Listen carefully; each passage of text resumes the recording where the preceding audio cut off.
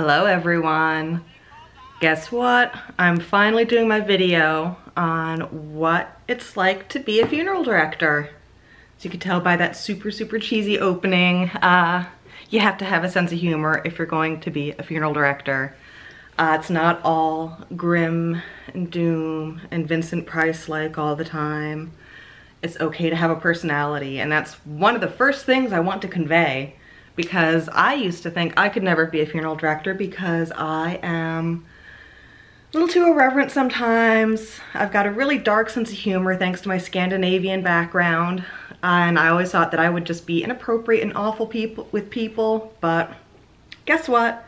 I was actually very successful as a funeral director, and I loved the families I worked with and they loved me back.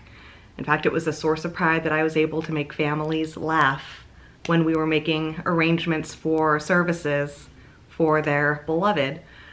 Because my line of thinking is if you can make them smile at the worst point of their life, and they're gonna get through it. And it's really important to make them smile, because if they're smiling, that means they're remembering the really great things about the person they loved. And it's really important to keep those memories alive and to share them with other people, because that's somebody's legacy. If you keep talking about them and keep sharing those memories, then the memory of that person goes onward and outward, and that becomes their legacy. And without meaning to, I actually kind of went into funeral director mode there, as if I was closing a service, because I would always say something like that. I'd say, you know, as you leave here today, I hope that you know that you were part of something special, and that you were glad to have known this person, that you were glad to have them in their lives, and that you were part of their lives, and that you are their legacy. But enough about that. You don't really want to hear my service spiels.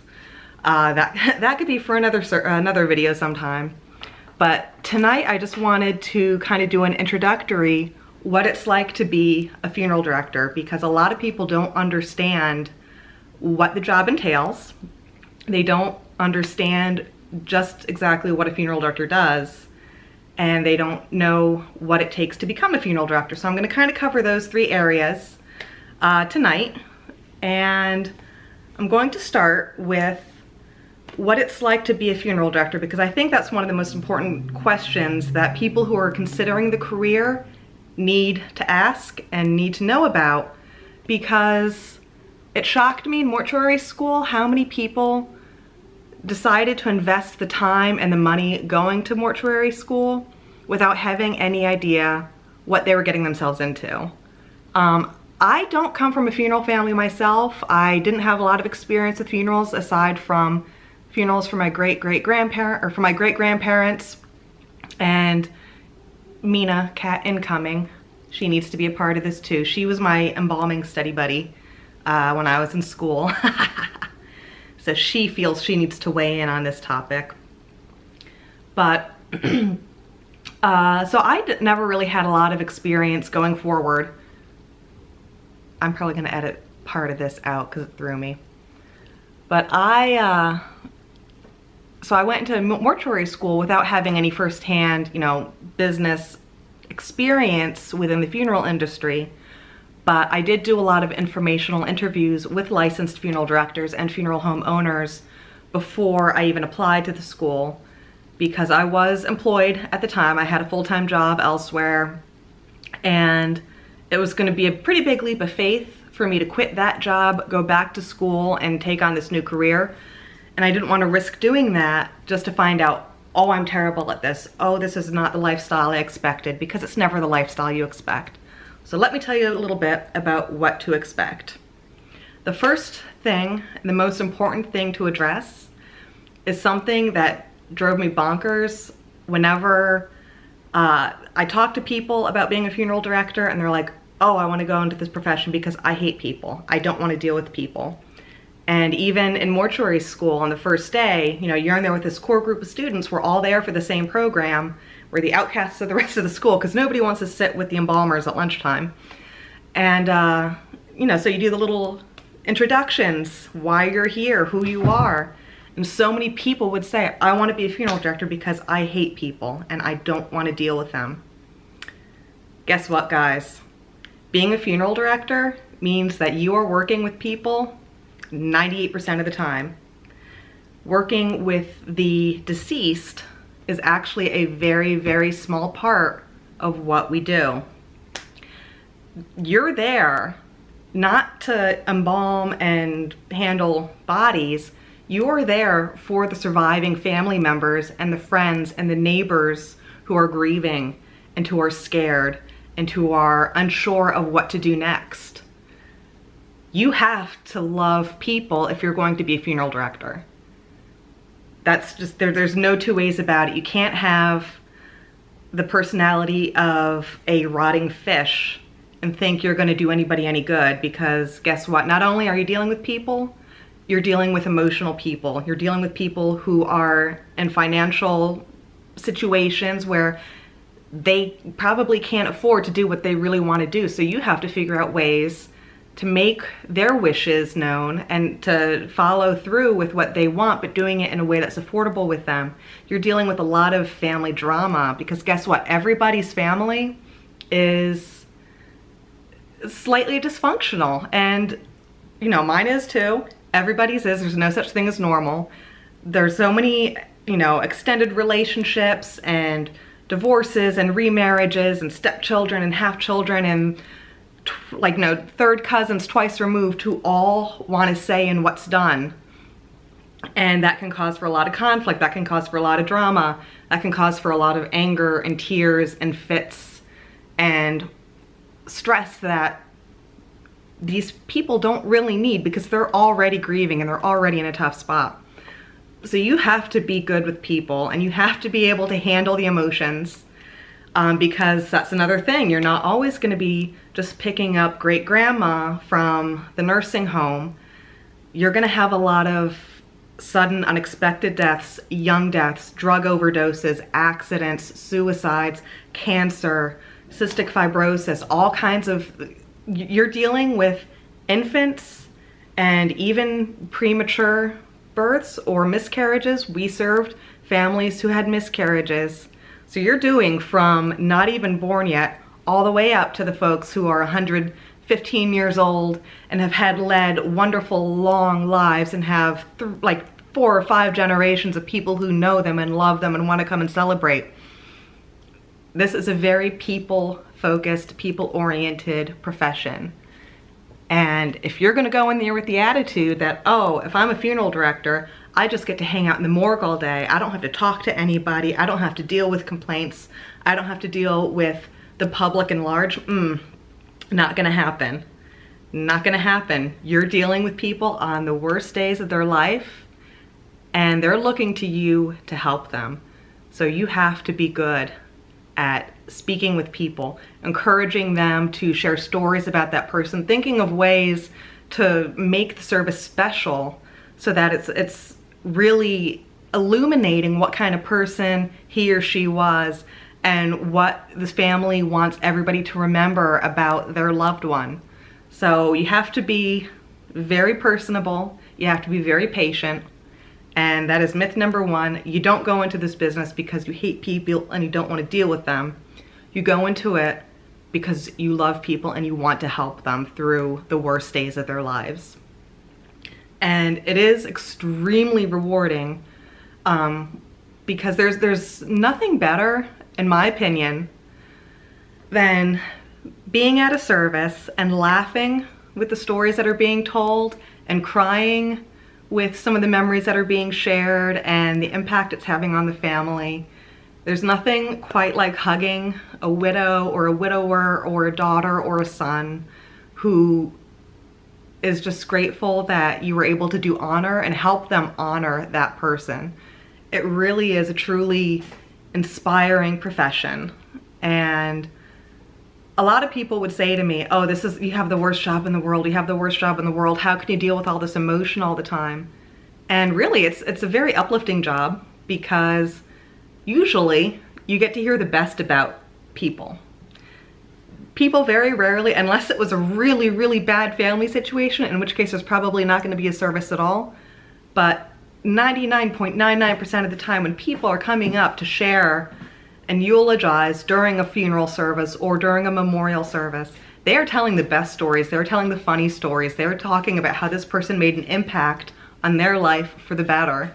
And that's a really, really beautiful, inspiring thing to witness and to take in, especially when, you know, the world is a scary place and death can be scary, but it really means something. And I always found it to be really, really personally gratifying to get to witness so much joy and seeing the impact one person can make on a whole room full of people and beyond, because not everybody who loved that person or was impacted by that person is there. So it's really uplifting to know that like I said earlier in the video, your legacy is what people remember about you. Your legacy is how people share your story. And it's always been really beautiful, at the risk of sounding cliche, but it's always been a really special thing to be able to hear the stories and to see the pictures. Oh my gosh, you see so many amazing pictures as a funeral director, because the funeral homes I worked at, we would do create photo shows, like slideshows, to play on TVs around the facilities. And we would provide boards so that families could make collages and have tables set up so they could bring in memorabilia and framed photographs, you know, crafts, things like if they were somebody who liked to sew or did woodworking or something like that, they could bring in these things that this person made or painted or created and have them on display for everybody to see and share. And a lot of times, because I bonded so closely with my families that I worked with, so many times during the pre-visitation time, when it's the family's personal private time, you know, the widow or the father would actually walk me through the memorabilia and the picture boards, or they'd stand there and watch the slideshow with me, and they'd tell me the stories behind the pictures being taken. And it was the most amazing thing, what you learn about people and what you learn about the era and the history of the area you're serving, and especially with the veterans and the military personnel. It was really remarkable to see all this history, this personal history, but it's part of all of our history. And it was just, for me, being a history geek, it was a really gratifying part of the job. So those are like little things you don't think about. You think of it as just being all emotion, all dead bodies, but really you're there with people, and people want to tell stories. That's what it is to be human. We tell stories, and you get to hear a lot of stories, and you get to become part of their story, because what you do matters as a funeral director. Again, this is people, the worst time in some people's lives. They're losing somebody they've been married to for 65 years. They're losing their mother. They've lost their son. And they need help, and they need compassion, and they need somebody who cares. So this is the impact that you make when you listen to these stories and you learn how to figure out the best way to memorialize that person based on what the family has been sharing with you. And when you can add special little touches or make a comment or recommend something, it just makes all the difference in the world. It helps the family to feel that they are being taken care of, that their loved one is in good hands, and that we're actually, you know, we want to help them through the process. We're not just sitting there taking down information so we can fill out a death certificate and then charge them for caskets and vaults and flowers and all of that. We're actually there to help, to listen, and to guide them through the early stages of grief. And sometimes even to help them through later stages of grief, because again, working with people, we've had families that would just come back to the funeral home either to make a payment or to pick something up, or sometimes just to talk. Because sometimes people, they live kind of in isolation after a death, and friends and family kind of get back to their own lives, and it can be a difficult thing. So sometimes I'd sit on a couch with a family member that I had helped, you know, a month, 2 months, 3 months prior, and I would just, you know, hold their hand and listen to them about what they're going through. And it's a very intensive process. It's not just, ooh, boom, somebody died, we pick up the body, here's the services, ciao. It's very much an ongoing process. Funeral director really is an integral part of the community. And again, you're there for the living people. So, misconception about funeral service, We don't like people. We're in it for the money. Oh, by the way, we're so not in it for the money. That's another thing to cover, a misconception. Everybody thinks funeral directors are rich. You see, you know, funeral directors hanging around in these nice suits and they're driving Cadillacs and all they do is just stand around at the viewing and open the door for people coming in. Oh, it must be such a nice, easy life. It's not. The truth about being you make money if you are the owner of the funeral home, if it's your name that's up on the building. But as an employee, as a licensed professional, you're really not making that much money. You're often not getting benefits, so you're gonna have to pay for your own medical care, figure out your own, you know, set up your own IRA, because there is no 401k with matching funds available for most funeral homes unless you work for a corporate-owned funeral home, which I have done. I've worked in both corporate, I've worked for a private family. They both have their pros and cons.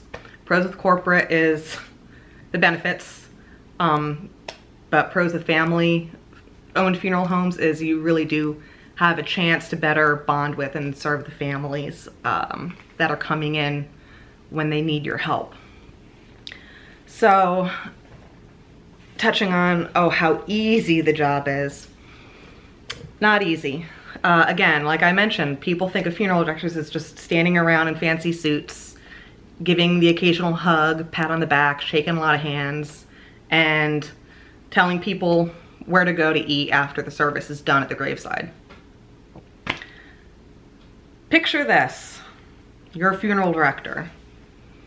It's 3 o'clock in the morning. There's a blizzard. You're on call and you get a call. It's a house call. So you have to drive through the blizzard to your place of work, to the funeral home, so that way you can get your car, the removal vehicle, your gurney, your gloves, information about the person if you have any on file, if they did any kind of pre-need or pre-arrangement, or if it's a family you'd served before, and your help if you go into a house call. You always bring another person because you never know what you're walking into. And oh yeah, so you're driving through the blizzard, through the unplowed streets in the snow at 3:30 in the morning by now, looking for a house that's set back in the woods. And of course, houses never have clearly visible numbers on them, so sometimes you have to circle around the neighborhood a couple times. You finally get to the house and you have to climb 5 steps up onto the porch, and there's 20 family members in the house all crying and hysterical. And the deceased is a 450-pound individual who was found dead in the bathtub from a heart attack on the 3rd floor of the house.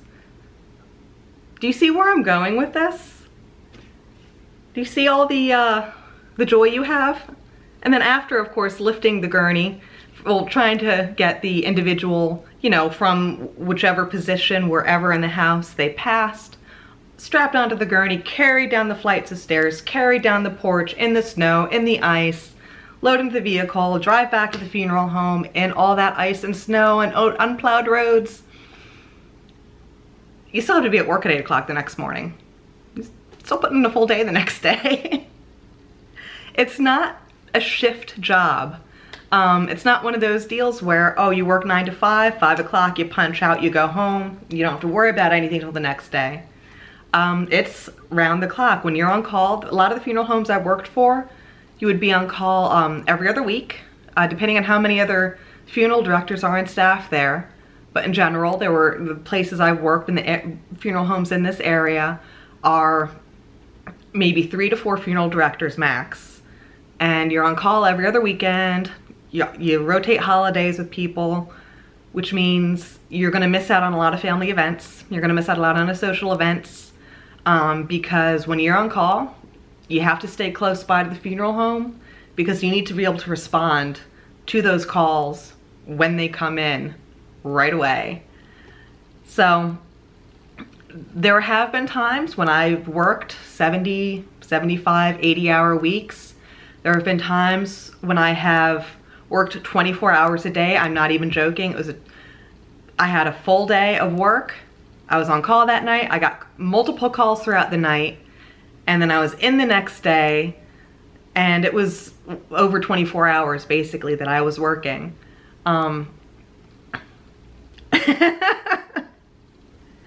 Yeah, there'll be times when you're working 7 days a week, round the clock, for 3 weeks without having a single day off. If you're lucky, you might get to go home early one night, so that way you can try to catch up on some sleep or some housework or see family members who probably forgot you exist because you haven't been there, because you've had to bail on everything for the last year and a half. So these are things you need to know and you need to consider before looking into becoming a funeral director, because it's no joke, it's hard work. But like I said, it's worth it. It is so worth it, because the satisfaction that you get from helping families at a time when they need it is just immeasurable.